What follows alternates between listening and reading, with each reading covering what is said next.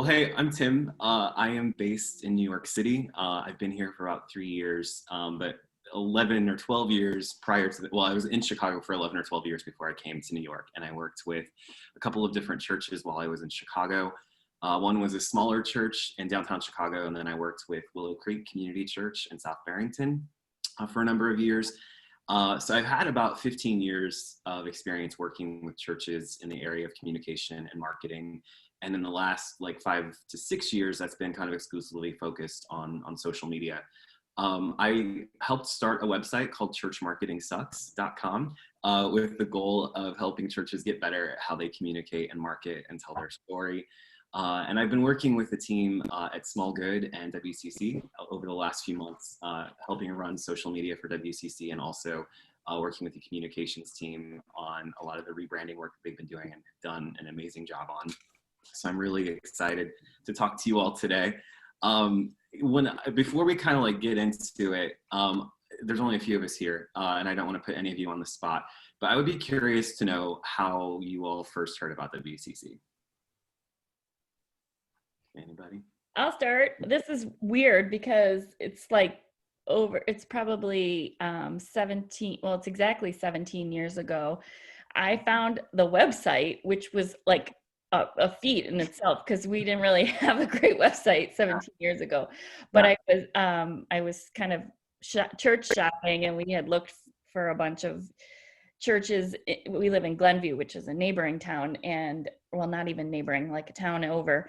And I don't know, I just found the website and was like, hey, we should try this one. So yeah. Okay. I can go. We actually moved across the street from the church, and we had been, I grew up Catholic and Tom grew up Presbyterian. And so we're pretty much Catholic the whole way. Our communion, first communion, and well, Kim did confirmation, then Margaret actually, then we joined WCC when we moved across the street. So we found it that way. Actually, we've always seen it because it's across from the community house. But we thought, oh, this way we won't be late for church, and then we'll do that. And it's just been the best thing. It took me a while not to call Jeff father. So, but I got that down now. So that's how I did that. Yeah, and I live just up the street. Moved here about 22 years ago with 4 kids, and needed a place to ground them. And growing up, my father always said, you just go to the closest church to where you live. So it's very convenient that the kids could go do their programs and walk back and forth, and I didn't have to drive. Mm-hmm. There you go, proximity, a web search. That's great. Ask you another question then. What's the last Netflix series that you watched, and how did you hear about it? Probably day before yesterday. And what was the series? Oh, we watched River. I think, is that Netflix? That could be Prime Video. I get them confused. Video streaming service. It's all the same. It's all the same. It's word of mouth. Yep. Yeah. Cool. Mine was The Social Dilemma on Netflix, and through friends talking about it, because we have a lot of, it's a buzz with the local moms. Everybody's saying, make your kids watch this. Kind of upsetting, isn't it? Oh, it's crazy. Anybody else? Cool. Well, I asked those 2 questions because I think they're kind of important as we're having this conversation about social media and how it relates to the church. When I was doing church marketing, and talking to different churches, they'd be like, well, there was no church marketing in the Bible. Jesus didn't have billboards announcing he was coming into town. There was no one live tweeting his sermons. There was no YouTube, streaming messages. It was literally there was none of that. The church just kind of had this story, and people were going out and sharing it with their friends. And it was kind of, a lot of people say the church began as a viral faith. It was people sharing one person to the next person. There wasn't a lot of what we have available for us today to use to broadcast the message. It was kind of person to person, household to household. And I think when we're looking at social media, you know, when you think about the last TV series that you watched, the last book you read, the last podcast that you listened to, chances are you probably saw a friend post about it on social media, or a friend told you about it in passing. And as the social dilemma points out, for better or worse, you know, social media kind of has these algorithms that kind of force content at us that they know is stuff that we're interested in. But I think at the core of social media, we share about things that we love. We share about things that inspire us. We share about great and not so great experiences we have at the store, or with, you know, or someone that we call at a call center. We share about things that make us think. We share things that make us laugh. We share things that matter to us. And we share things because we want other people that we know and love to see what we're interested in. Or we say to the parents, hey, you got to make sure your kids are watching this series. Or if you need a break from all the stuff that's going on with coronavirus, this is a really fun series just to get into on Netflix. And I think in a lot of ways, social media is kind of a 21st century return to how our faith began. It was people sharing with others. You know, in the 1980s and 1990s, we kind of had the rise and fall of televangelists. And a lot of people don't have a lot of trust in the church as an institution or as an organization today. And most churches that I've worked with recently are kind of seeing social media as a new way to kind of get their message out to people. It's not about proselytizing. It's not about forcing faith down people's throats. But it's about kind of empowering their congregations to say, like, hey, you've experienced something unique. You're engaged in your faith in any way. And social media is kind of a way that we can kind of help get the word out there. And, you know, I know you've been doing a lot of great work with Small Good on, you know, your marketing and your messaging, getting your website going. And that's not to say that those things are not important or they don't have a place. But I always tell churches the most effective means that they have of marketing their church is sitting, well, not these days, but it's ordinarily the people who are sitting in the pews or in their services every single week. It's the people in the church that are going to really help get more people there, more of their friends there. And social media and all of these things were kind of a nice to have for churches for a while. Like, it wasn't necessary because, you know, to your points, the church is just, you know, the church across the street or a church down the road. There's a proximity to it that makes it easy for people to find it. But nowadays, especially with the pandemic, things have had to change really dramatically, and churches that weren't necessarily tech savvy have had to turn tech savvy overnight to keep their congregation engaged and connected. But one thing to remember is that social media is still a teenager. Twitter started about 14 years ago, and then after that, other social networks started to come online. And so social media in a lot of ways is still kind of like finding its way. And if you think of a 14-year-old, you know, they're pretty determined. They think they have an idea of what they want to be and what they want to do with their lives. But they're still teenagers. And that's the thing about social media we have to remember too. It's still growing, it's still maturing. We're still trying to figure out what to do with it.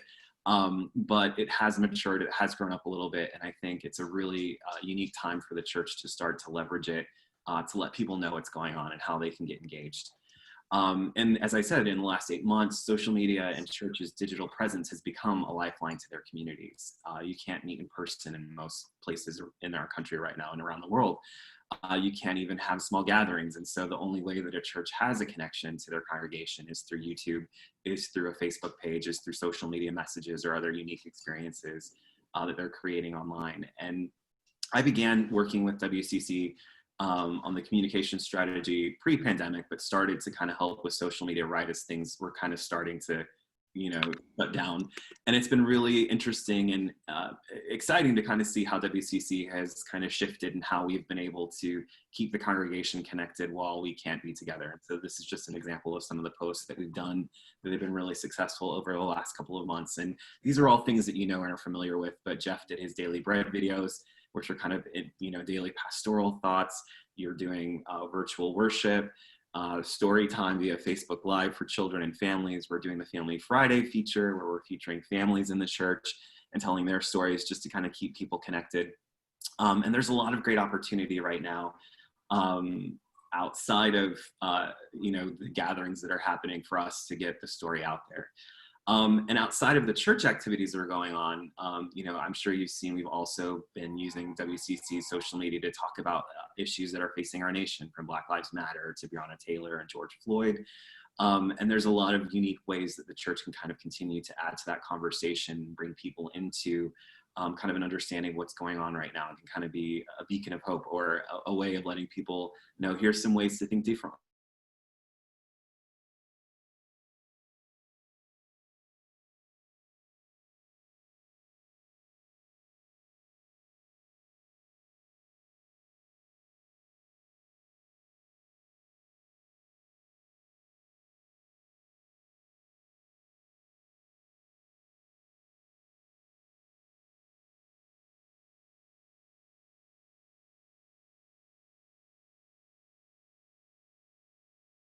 Do have a rhythm to our social media. Hey, Jeff. Just getting going here. Oh, you're muted. Still muted. I'm having tech problems today. I've been on for a while. Keep going. Oh, okay. I just saw you come on. That's great. No, I've been here longer than that. So I heard everything you said about me. Oh, no. Okay. I take it all back.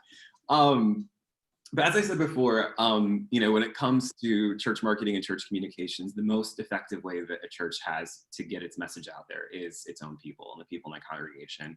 And that's part of the reason why we wanted to put together this social media ambassadors program, because people in the church are most connected to the people that WCC can reach. It's your neighbors, it's your friends, it's people that you're friends with on social media, parents that you're connected to, other people in your stage of life. And there's a lot of great ways that you can help us get the word out on social media. So on our part, we're putting content out consistently. We try to post every day. Not every day that happens, but we kind of have this rhythm and a way that we're putting out content. We're putting out the sermon clips early in the week, devotional thoughts or kind of inspirational quotes, highlighting church events that are going on. And one of the things that we're going to get better at is, and this is a problem that any church has, is like every church is really great at saying like, hey, sign up for this, go to this class, do this, do this, do this, but doesn't really necessarily always give great follow-up, like here's pictures of what actually happened, or here's what you missed, and here's a recap. So we're gonna be working on getting more of that content, as well as, in addition to the Family Friday content, like introducing other leaders of the church, the worship team. We've got really cool ideas, and we also want yours. So I'm gonna stop talking eventually so you can all ask questions and give input as well. But we're kind of working on putting the content out there, and we need your help in getting it out to everybody else. Here's just some practical ways you can do that. Taking time whenever you do see content that's put out from WCC, if it's on Instagram or Facebook, and commenting on it if you do find it interesting, liking it, if you like it, sharing it, if it's something that you think is something that people in your network would be interested in seeing. Because anytime you engage with any content that we put out on social media, that has a network effect, because all of your friends and people that follow you see that you've engaged with a piece of content that WCC has put out. And I have so many stories from other churches I've worked with where there'll be people in the congregation who'll say like, I have a family member, or I have a relative, or I have a neighbor who came to me after a year and said, I saw you posting all the time from this church, and I finally decided to check it out. And I finally decided to listen to the message, or I finally decided to click that button and listen to what they had to say. Thank you. Because they know that when there's a moment that they need help, or a moment that they need support, they know that you're a person they can go to, or they know that that church is a place that they can go to. So just little small acts like liking, commenting, and sharing already do a huge amount, more than you can imagine. And it's not something you're going to see instantly over time, but it's just kind of letting your network and people that are connected with you know that like, this is something that I believe in, this is something that's helped me, I think it could help you too. Another thing is, when it's appropriate, you can tag a friend. If we're posting about an event or something that you think someone you know might be interested in, I wouldn't do this all the time, but when it's appropriate, tag a friend in the post and say, hey, I think you might be interested in, or hey, you should check out, my church is doing this, would you like to check it out with me? A little bit different right now because we're kind of in a socially distant situation, and most things that churches are doing are online. But it's a great way just to kind of tag a friend. And do it appropriately, do it with discretion. Again, don't do it all of the time. But if there is something that you know a friend of yours would absolutely be interested in, don't be afraid to tag them in the post, in the comments, and say, you should come join us. And share. Tim, does that you'd sort of implied there, I think I heard you imply that because we're not in a meet in person mode, that this tagging a friend is less relevant, but is that true? I mean, can't we just tag them just as much to come to a virtual event? Absolutely. Okay. Definitely. Cool. Just filtering because of COVID. And sharing. So sharing is different than liking or commenting per se, because like sharing, it actually shares it to your timeline. And one of the things that I want to be really firm on is that we're not asking all of you to become WCC robots and share every single piece of content that we post, and your feed just becomes a regurgitation of all things that the church is posting. That would be nice, but you're all people who have a life outside of the church. The church is an important part of your life, but there's other things that you do. And other things that you're interested in. So we're not asking you to like turn into a robot for the church. But when it's appropriate, if there are things that we're putting out there that you do think are interesting or things that you do want your friends and family to see on social media, feel free to share it. And that could be anything. It could be like, oh, I really thought this was a great quote from the message on Sunday. I think it could encourage you. Or if it's a quote that we put out, from somebody else, or a piece of content that we put out that you think is interesting, like feel free to share it. I was talking to the small good team earlier, and they were saying, we're going to be getting into more blog posts and things that are going to be on the church website. So outside of just the content we're putting out right now, there's going to be more content going on the website on all sorts of different topics. There's a post right now about, why WCC chose the tagline, not church as usual. So there's a lot of cool stuff that we're going to be putting out that you can share. The last thing I would say is we really need you to be our eyes and ears and capture what church looks like right now. If church was meeting in person, it would be really easy to just have the volunteer photography team going around and capturing pictures of all that's happening in the church building. But right now, since church is really only on Wednesday nights in person, and that's a smaller gathering, church is happening right now in all of your homes. It's happening around your laptops, around your Apple TVs, through Zoom spiritual enrichment and things like that.